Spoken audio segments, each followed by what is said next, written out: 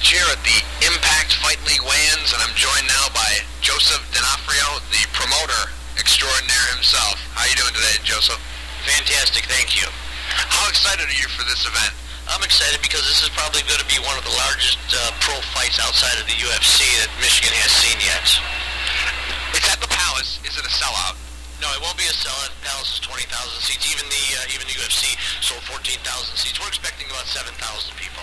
If fans are still trying to look for tickets, how much would they be talking price right now? Well, actually, we lowered the prices on this particular event to get more people in the building. You can get in for as low as $10, and you can get good reserve seats for $30. Who would they have to contact?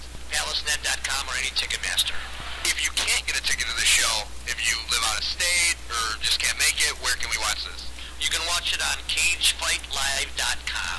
It's going to be a closed-circuit internet based, and I think it's $9.95 for all 14 fights. 14-fight card, the main event. Two battle-tested guys, Segan and Urbina. Two guys who've been in there with a lot of tough guys. A lot of fireworks will go off. Who do you like in that fight? You know something, it's going to be a good call. I'll tell you, Brendan Segan comes to fight, he comes to hurt, he comes to deliver pain. Now Hector Urbina, I'm not real familiar with Hector Urbina. Other than that, he's shooting off his mouth that he's going to take out. And he's also being cornered by James Lee, who's a great former UFC fighter. So I think it's going to be a good challenge because James Lee now cornering who he used to train, used to work with Brendan Segan. I'm going to say Brendan Segan's going to take it out, and I don't think it's going to last a full 3 rounds. So it's a 3-round fight, not a 5-round fight. It was supposed to be a 5-round championship fight, and Hector said that he wasn't in good enough shape to make the 5 rounds after he viewed the contract. So I'm a little disappointed in that. What other fights are you looking forward to on this card? Well, I tell you what, I don't have the card in front of me, but to me, there's not one mismatch. Of course, in MMA, you got to understand that a lot of things can happen. In boxing, it's more of a chess moves and it's back and forth. In MMA, between the stand game and the ground game, the underdog can either submit a guy in 10 seconds or knock him out in 10 seconds. In MMA, it's anybody's bet. 14 fights, all professional? 14 fights, all professional. We were shooting for 10. Somehow we got 14 in there, so I've got to tell you, it's going to be a whole jam-packed night of entertainment. Are they all going to be, all 14 on pay-per-view if you can't get a ticket? Absolutely, all 14 will be. So you expect at least 3 hours of good MMA action. Is this your second pro MMA card you're putting together, or have you done more than... This is my third pro MMA Third pro. card. And you do a lot of amateur stuff. Is that where you get most of your talent for these cards? Do you work them up? Actually, I take the cream of the crop of the amateurs, first of all. You'll get a fight for several other leagues, and because if you want to fight at the Palace, it's a big house. It's the big house, and you got to be a qualified fighter to fight at the Palace. We don't take guys that are amateurs that this is their first fight. We just don't do it. We take amateurs with a minimum of 5 to 10 fights. And in the pros, we have some pros that we have some pros that have 17, 18, 19, 20 amateur fights that they are making their pro debut, but only for the reason that they've had so many amateur fights they're experienced in the cage. The UFC, they came in here and had put a phenomenal show together, UFC 123. Were you there? Oh, of course I was. I was the liaison between the Palace and the UFC. It was a great show, great fights. Were you kind of hoping that the momentum of that show was going to help you sell?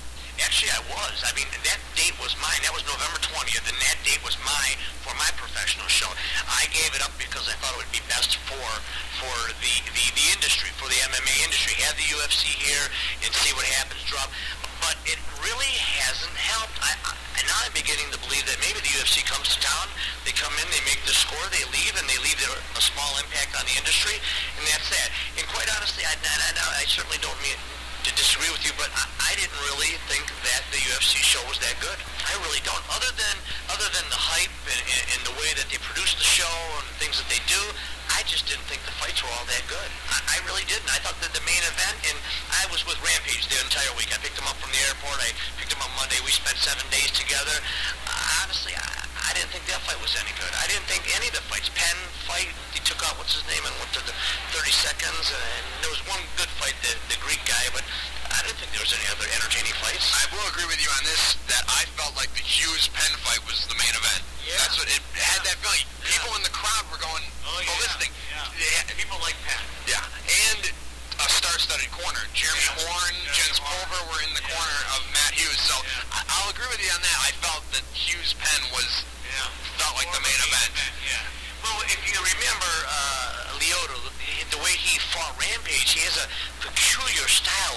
fighting. It's I don't know how, it's more of a dodging ability, and Rampage couldn't get him. Now, he clocked Rampage in the second round and almost knocked him out, okay? And then all of a sudden, as a good fighter will do, they'll come back. He came back swinging, almost knocked the out out, which was incredible because I thought Rampage was going down for the count. But as far as an exciting fight, honestly, I was a little disappointed. I was a little disappointed in all the fights of the UFC. I really was. Do you think that MMA is kind of blowing up in Michigan? It seems like there's a lot of shows and there's a lot of fighters out there that are training here now. It seems like there's a lot of schools, a lot of gyms that are popping up here and there. We don't really see a lot of, you know, big-time name guys who are running these gyms, but we see a lot of, you know, guys who just, you know, they fought before. Is that where you're kind of getting all your talent from? These gyms that just keep going around? Well, 4 years ago, we had to really beg, borrow, and steal to get fighters for a full card. Now, 4 years later, I've got to pick probably 500 fighters now. It's unbelievable how the dramatics have changed. The industry has totally changed. Now, because what you have is, 4 years ago when I started, you had a lot of people that were new to MMA, so they weren't that good of fighters. Well, today, you've got 4 years that they have invested in fighting and training, and they're phenomenal fighters now. And not only that, they're bringing all their friends into it. So the amount of fighters today compared to 4 years ago is probably a minimum of tenfold. How long do you think it'll take for your promotion to get guys who are dropping down from the UFC? You have Mark Coleman and Shoney Carter who are going to be guests tomorrow at the event. When do you think the time will come where you have those kind of guys fighting in your shows? You know, that's a good question. Bellator and I are going to do a show together in the next couple of months, and it'll probably be either at the Palace or probably be at the MGM Casino. So I'm kind of aligning myself with good people. I happen to like Bjorn Remney, who owns Bellator, and him and I have been talking for several months. And so there's a chance that him and I are going to team up and possibly do a show at the Palace. So that'll kind of probably be my initial inroad to having some of the big names come. For this event, what do you think the fans are going to enjoy the most? Well, I mean, that's a good question because, you know, we do all the grand explosions, we do the grand entrances, and I think what the fans are going to see above and beyond just the entertainment, we have 14 equally matched bouts. You just don't have. I've got 14 fights that I would be hard pressed to pick a winner of any of them. I would be hard pressed to pick a winner of any of them. Personally, I think Brendan Siegel's going to take his fight. I don't know if that's true or not. I don't know because, you know, Urbina's got some talent, and he could pull a fast one on Brendan. You never know. They're both very battle-tested guys who fought, you know, you look at Urbina, he's fought Lyman Good. You look at Siegel, he's fought Martin Kampman, Dennis King. I mean, you just go, list goes on and on and on of good guys. It's going to be a phenomenal fight card. It's going to be a great main event. I can't wait. Thank you so much. My pleasure. Thank you.